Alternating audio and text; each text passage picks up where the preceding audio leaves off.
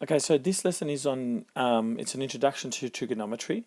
Essentially, what we want to do is be masters at it because it's probably something that we've been doing for a couple of years. It's really, really, really important to our course here. There will be a lot of questions at the end that's got something to do with trigonometry, so we might as well be masters of it right now. So let's get straight into it. In your formula sheet, you've got these formulas, okay, which are just the standard trig ratios, and hopefully you've learned them by now.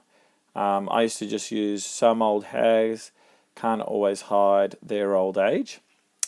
Now what we also have is their reciprocals here, which is the opposite of them. So this may be new: cosec, sec, and cot. All right, and they're just the inverse of them. And the easiest way to remember them is that they just have to flip these over, and in your formula sheet they're in a different order. I'll talk about formula sheet now, but just remember the middle letter refers to which ratio it applies to. So cosec is the opposite of sine, and notice that the third letter is S, the same as that.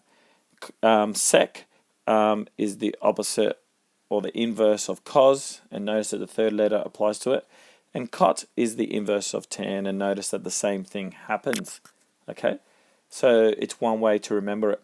Now in your formula sheet, these ones will be written as 1 over sine, okay, and this will be written as 1 over cosine, and this will be written as 1 over cot. Totally wrong there. 1 over tan A. Okay, but it's really good if you remember it as like, oh yep, that means I have to flip these two around. Okay, so just write those down. They'll become more evident as we do the course. And here is part of your reference sheet. Notice down here at the bottom is what I was talking about, like just then. Now it has the other ones. It has the other ones. If you see your reference sheet, it will have the other ones there. But it has the trigonometric ratios, and it has probably the most important things of these two triangles, and we're going to use them right now.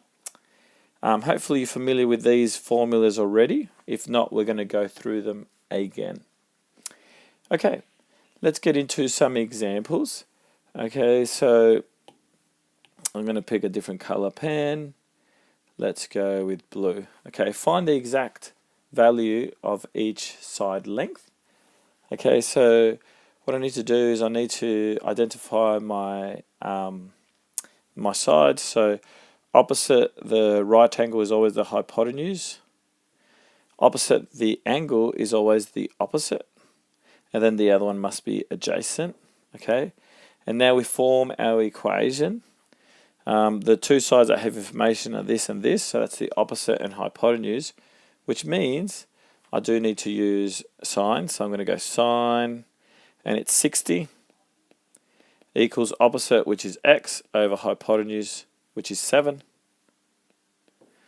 Okay, now I need to solve for x, so therefore x equals 7 times sine 60.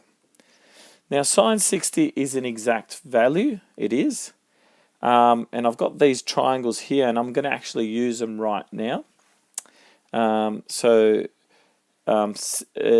is opposite over hypotenuse, so I know that opposite over hypotenuse is going to be root 3 on 2, so x equals root 3, no, wrong, is 7 times sine 60, which is root 3 on 2. Root 3 on 2. And so I'm going to, we can write that better. Therefore, x equals 7 root 3 on 2 as our exact value. Okay. Now, we want to do the same for the next one. I don't think you're going to get an exact value, but I'm going to leave that one for you to do, okay, as an example there. I'm just going to calculate the unknown angle. We have to do the same thing. We have to label our sides. So opposite The right angle is always a hypotenuse. Opposite the angle is the opposite. Okay. And opposite, and then the other one must be adjacent. Okay. So which one are we using? Well, I don't know why I did that. Which one are we using? The one that has adjacent and opposite. So that looks like it will be tan to me. So tan A equals opposite over adjacent. Okay, this is going to become really, really important. I know what my angle is. It's theta, okay, from there. And the opposite, well, that's just 4. And the adjacent is just 2.